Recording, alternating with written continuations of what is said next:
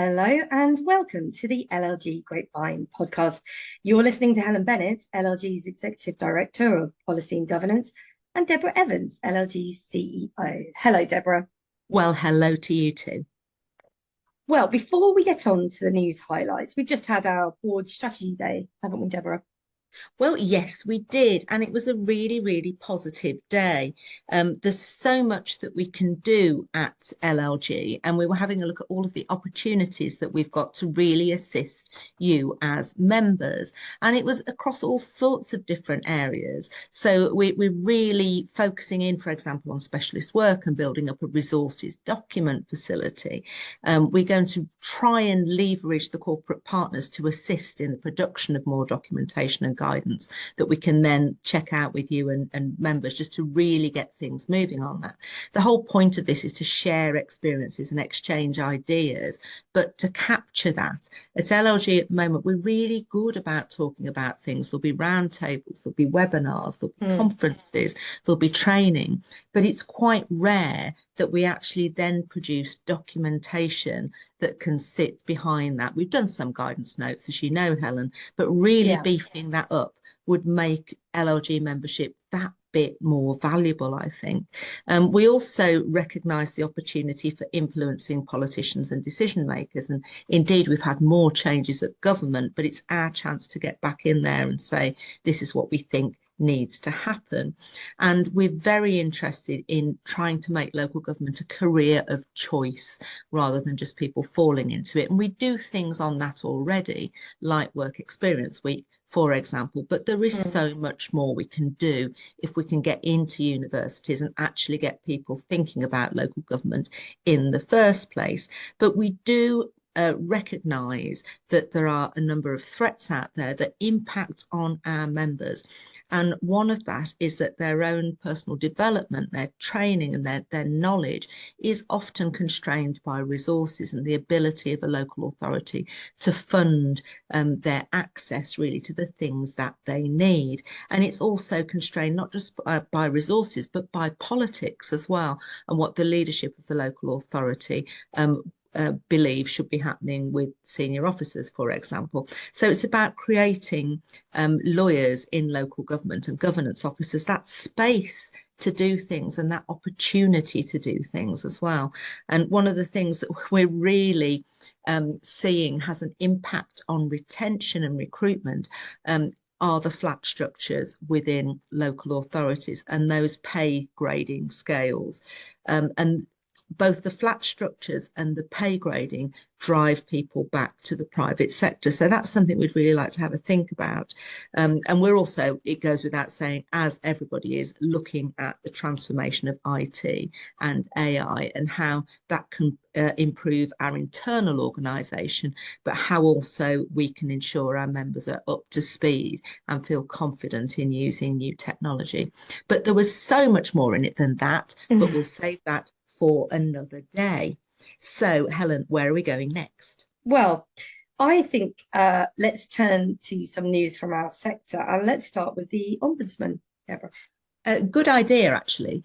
Now, as we all know, complaints are often at the heart of reforms of things like adult social care, for example. So the local government and social care ombudsman is being quite forthright in its annual review of complaints in that sector. So the latest review collates data from every complaint it's received over the past 12 months from both independent and council funded care. And the report is pressing for greater accountability in the sector, with complaints and complaint handling playing that central role in helping people raise concerns when things go wrong. And complaints also support effective oversight of the sector because it improves data and intelligence. Yeah, and I don't think it's a surprise to anyone, and we know anyhow that the past year's seen that the Ombudsman's adult care caseload has risen by 8%, including a significant 28% increase in complaints about charging for care services. Now, charging for care services is actually quite a complex, nuanced area. But a little bit of good news in that the increase has not been seen across the board, and the Ombudsman is still seeing relatively few complaints from people who fund their own care. So people who arrange their own care make up an estimated 23% of all care users. The number of complaints in this area remains disproportionately low. I'm not sure disproportionately is the right word, but it's low. It must be a good thing. Yeah, I mean, it's basically the case that you don't get 23% of complaints from those who are in private care or who are funding their own Mm. care. And I know the Ombudsman raised a question as to whether that's related to either the standard of care in private care or whether it's just the fact that they don't flag that you can complain to the Ombudsman. So there's sort of two sides to that call, really. But importantly, the Ombudsman upheld nearly 8 out of 10 complaints. And that's a lot, actually, that it's investigated about adult care over the past year. And it just goes to show that a lot of those complaints could have potentially been resolved at source because they were definitely justified. Yeah. Well, Amadit Somal, of course, the Local Government and Social Care Ombudsman, she said in response that we know wider reform is needed to deliver sustainable and effective adult social care services, and any reform must include changes to the complaints process. While such changes are debated, there is much more that councils and care providers can do to improve services without a mandate to change. Yeah, and I think she went on to say that many of the complaints that they receive highlight poor communication with service users and their loved ones, often leaving them to feel like numbers rather than human beings. And the Ombudsman has urged all councils and care providers to prioritise clear, timely, and importantly, compassionate communication, ensuring people are informed, consulted, and empowered. Now, this isn't just the foundation of providing quality care, it's the most effective way to prevent dissatisfaction and complaints from arising in the first place. Well, I know you're not Dennis. Dennis loves a list of statistics, Deborah. So have we got any key stats for the We last have year? got some key stats. So there were over 3,000 complaints received, and in the last year, 907 of those were investigated. And out of that, 776 were upheld. So we were talking about, that nearly 80% uphold rate. But the key one that I think is really, really good is that when the Ombudsman makes recommendations, there is 99% compliance with recommendations. So that just goes to show that the Ombudsman is basically doing a really good job in driving forward improvements. Yeah, it's good to see the compliance figure. I'm sure the Ombudsman would want 100% compliance, but it's a good figure. Now, let's move on. Every 2 weeks following the Welsh bulletin release, we like on the podcast to turn our attention to Wales and our Welsh colleagues. And this is the news that landmark legislation to address the safety issues caused by Wales's mining past received royal assent on the 11th of September of this year. Now, back in July, the Senate passed the Welsh Government's Disused Mine and Quarry Tips Wales Bill, and this was officially sealed by the First Minister at a ceremony at Blannefon's Big Pit, which is designed to ensure the long-term effective management of disused tips and reduce the threat to public safety. Now, I just have to say, Deborah, I've probably mispronounced, and I am half Welsh. So apologies if we're not getting the Welsh pronunciation correct on some of these words. Okay, fair enough. Now, the bill's royal assent comes following significant funding provided by both the Welsh and UK governments. And the UK government recently agreed to provide record funding of 118 million over 3 years. Now, when this is combined with the Welsh government investment of more than 100 million, it adds up to well over 200 million invested in coal tip safely to date. Well, the First Minister, Mr. Morgan, said that our changing climate, industrial past and landscape mean we must act to keep Welsh communities safe from disused coal tips. And he went on to say that they are already monitoring and inspecting tips, sharing information and working with partners to protect communities. The new legislation will establish a new public body. It's going to be the Disused Tips Authority for Wales, and that has functions in relation to the assessment, registration, monitoring and management of disused tips.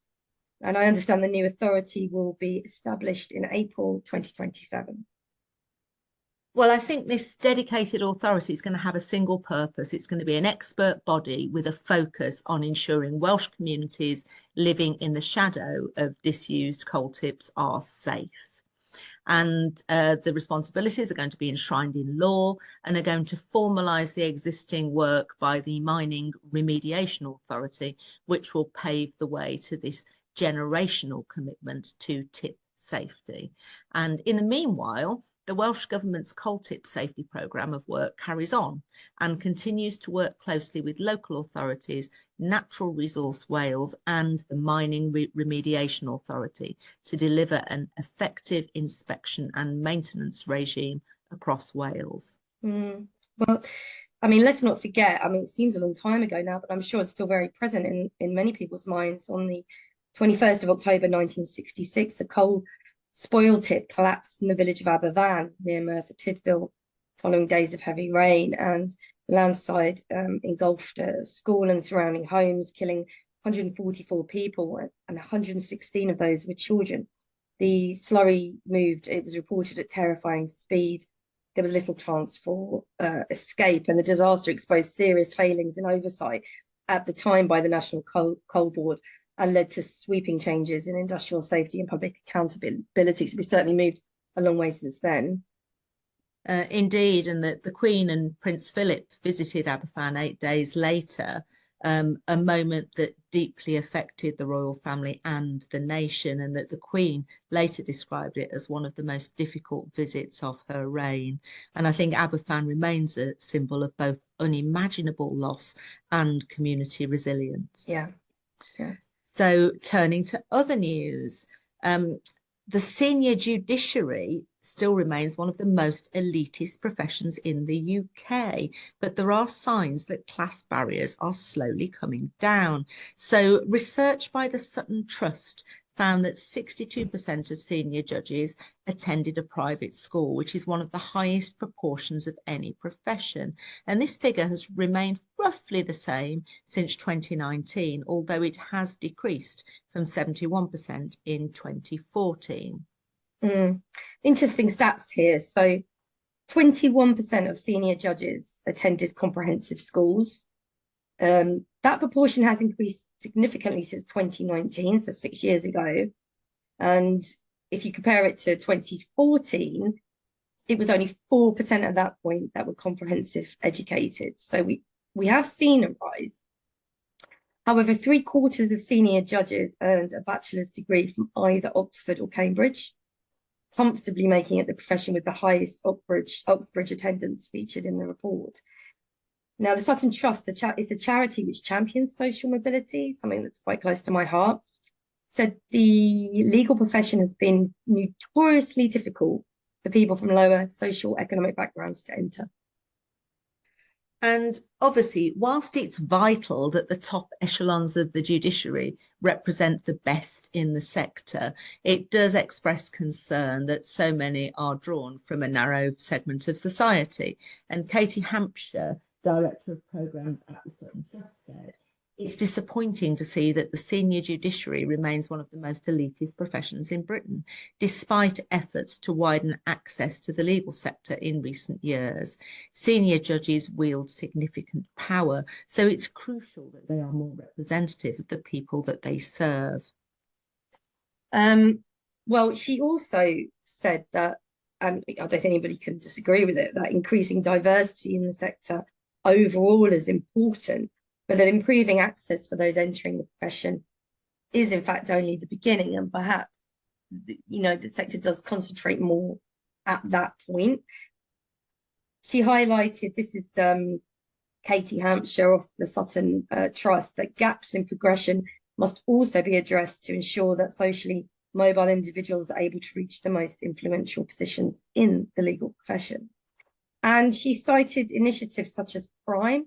That's an alliance of more than 60 law firms and in-house legal teams across the UK and Ireland, which was created to improve access to and social economic diversity within the legal profession. Absolutely. And here at LLG, we focus not just on the entry point, which is our work experience week, but also on development throughout the career. So we've got LLG Inspire really to move lawyers up the scale. And we're all well aware that the local government part of the legal sector is the most diverse part of the legal sector. So I'm hopeful that over the next few years we will be able to contribute to improving the spread of people within the judiciary as well. So what else has the Sutton Trust been doing? Well, they've been offering young people between 16 and 18 from disadvantaged backgrounds the opportunity to take part in a 2-year programme to explore what studying and working in the legal profession is really like. And this is really important because if you don't start thinking about entering the law when you're doing your A levels, for example, or when you're picking your degree, it's harder further down the line. So actually getting people to make those choices at the right point in their education is very important. So senior judges included in the report were the Lady Chief Justice, Supreme Court judges, Lord and Lady Justices of Appeal, and High Court judges as of January 2025. So there were some really, really significant figures involved in this report. And school data was found for 94% and university data for 99%. And the report, which is entitled Elitist Britain 2025, looked at a range of professions which have historically been closed off to less advantaged groups in society. Well, as you've already said, Deborah, here at LLG, we're trying to reach future lawyers via our Work Experience Week and plugging into universities and our LinkedIn approach. But we are hugely supportive of social mobility here and enabling all people into the profession. So now from human diversity to biodiversity, the government has released guidance on complying with the biodiversity duty for public authorities, which is, I think, a bit delayed. But what do we know, Deborah? Well, what we know is that public authorities who operate in England must consider what they can do to conserve and enhance biodiversity in England. Now, this is the strengthened biodiversity duty that the Environment Act 2021 introduced. And this means that as a public authority, you must consider what you can do to conserve and enhance biodiversity, agree policies and specific objectives based on your consideration, and act to deliver your policies and achieve your objectives. Writing it down is not enough. You have to do it as well. Yeah. Well, authorities should have completed their first consideration of what action to take for biodiversity back by, that was January 2024, which makes it interesting. This revamped guidance is out over a year later. So authorities should have in place agreed policies and objectives, and authorities must also reconsider the actions they can take at least every 5 years. So that's coming up soon anyhow from the 2021 Act. But authorities must consider more regularly where possible. So actually the government's encouraging authorities to look at this quarterly, annually, in an ongoing way. For example, when existing policies are updated, frameworks and processes are reviewed. Basically, at any opportunity, the government's urging authorities to think about ways to change whatever policies they have to better conserve and enhance biodiversity. Indeed. And I think this crops up regularly when there's debate over planning as well, what the impact on biodiversity will be. And I know in the last podcast, we talked about that from the perspective of a football ground that was expanding its space into the local park. So it's back to this idea that when it comes to anything around climate change, biodiversity, it's not something done in one section of the local authority. It should really be considered in decisions that are made across the council if responsibilities are to be met. It's important to note, really, that authorities do not need to publish considerations, but that they should keep a record of how they've made that consideration and the actions that they plan to take. Now, this will help you show that you've complied with the duty. Now, you could record this in any suitable existing environmental strategy, or you could create a new document, but that document has to exist somewhere. Helen? It's about demonstrating, isn't it, that you've done it. I mean, Natural England has published the Green Infrastructure Framework Principles and Standards for England, which includes planning, design, and process guides. So if you're a local planning authority, you will need to make sure developments meet biodiversity net gain requirements, and make sure that development has a measurable positive impact on biodiversity. Development, of course, apart from exempt development, must achieve a 10% net gain for biodiversity. So by 2042, the government has committed to increase species abundance by at least 10% from 2030, which will be surpassing the 2022 levels, restore or create at least 500,000 hectares of a range of wildlife-rich habitats, reduce the risk of species extinction, and restore 75% of sites of special scientific interest, those SSIs, to favourable condition. Well, just 17 years to go then. Lots to achieve. Should be possible. And one place where there's also a lot to achieve, I think we'll move on, is our failing high streets. But there is one council who's trying to take a proactive response to this issue, Deborah.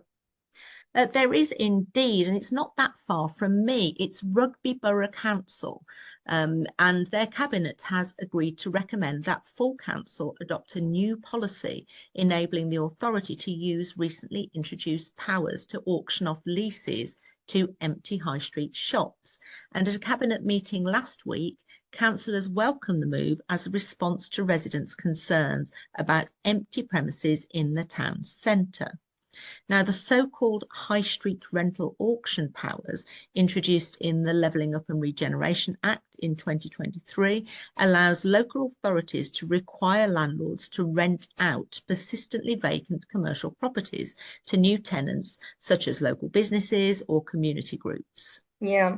Now, the high street rental auction are a permissive power. I think that's important to say, for local authorities to auction these rental rights, to auction rental rights of commercial high street premises that have been vacant for longer than 12 months in a 24-month period. The authority can grant a tenancy of up to 5 years under these powers. And council leader Michael Moran at Rugby told the cabinet that he believed their authority would become the first council to employ the power, which he described as a legislative hammer to attack effectively empty properties and redundant shops. But of course, if anyone's in an authority anywhere that's already doing this, please let us know. And who doesn't love a legislative hammer? We regularly complain that we've got a carrot but no stick for various things. So this is an opportunity to actually do something. Councillor Isabel Mackenzie said, I think it's something you hear so often from residents, which is that they're so fed up of empty shops in the town centre. So I'm really relieved that we're now going to have some teeth to actually fight back and force buildings back into use and stop them being derelict and left empty over long periods of time. Well, just from a procedural point of view, cabinet members voted to recommend the policy to full council for approvals, going to full council. The report to cabinet noted that the government offers a grant of up to £5,000 to help the legal costs, surveying and advertising costs for each of the auctions. There's also an additional scheme of 1.5 million to provide grants of up to 75,000 on a first come, first served basis. People need to get a wriggle on to complete necessary renovations and works, bring long-term vacant shops back into use. Well, that sounds quite exciting, I have to say. The report also said that Ministry of Housing, Communities and Local Government, as we all like to call them, the MHCLG officers, told the council that it had made significant progress, such that we're ahead of other councils and are in a strong position with regards access to the improvement grants. So they really want to get some of that 1.5 million. They do, and I think it will make a manifest difference because we all know we've all got local high streets with vacant shops, and it just brings the area down a bit. And it would be good to be using those spaces. There's so many community initiatives as well that could really benefit from that. So let's be hopeful and keep an eye on rugby and see how they get on. Now, not that long ago in the podcast, we touched on the local government outcomes framework. Now, the LGA has now responded to that framework, but has warned that the approach is ultimately, they say, top down. That's right. So the Local Government Outcomes Framework, the LGOF, was published in July following a speech at the LGA conference from the then Secretary of State for Local Government, Angela Rayner. And she said it will provide a completely new way of measuring performance and form part of an effort to move away from the Westminster knows best approach and the micromanagement of previous governments. Well, the LGA in response has said that whilst they welcome the government's recognition that it needs to work with councils to achieve nationally for local people and communities, the list of outcomes and outputs within the framework is ultimately a top-down approach. And they said, and bear with me, sorry, been suffering a bit. In future, in the spirit of partnership, we would like to see government working with the sector to identify and unblock barriers to the achievement of the outcome, to reduce council to deliver those, to resource council to deliver those, and to review and refresh the outcomes in due course. Now, the LGA also said that in asserting the importance of improving key outcomes for local communities, it is also important to recognise that local authorities' primary accountability is local, as a clue in the name, with priorities set by councillors following consultation with their residents and businesses. Local priorities may not exactly match the key national outcomes in the framework, and nor should this be expected. I think that's a really important observation made by the LGA there, who were also clear in their response, and it's available on their website, that fundamentally it's essential to recognise that delivery is significantly impacted by funding. And they make the point that prior to the 2025 spending review, the LGA had estimated that councils faced a funding gap of 8.4 billion by 28-29 compared to 23-24. And that's based on projected cost pressure and modelled income. So the LGA's analysis also demonstrates that councils made an estimated 24.5 billion in cuts and deficiencies in service spending between 2010 and 11 and 2022 and 2023 in order to manage funding cuts, inflation, wage growth, demographic pressures and growing service demand over this period. And that's a massive amount of money that's being cut from budgets there. No, it really is. And that's the point they're making, that there's already been these huge savings and efficiencies in the sector. And what needs to be recognised is the damaging effect these have had on council finances and services for residents. So you can't ignore this when you're looking at the framework. So on that note, that's it for another edition of the podcast. You can read more on the items discussed today and many more besides by going to bulletin number 32, available on the LLG website now. So it's goodbye from me. And it's goodbye from me.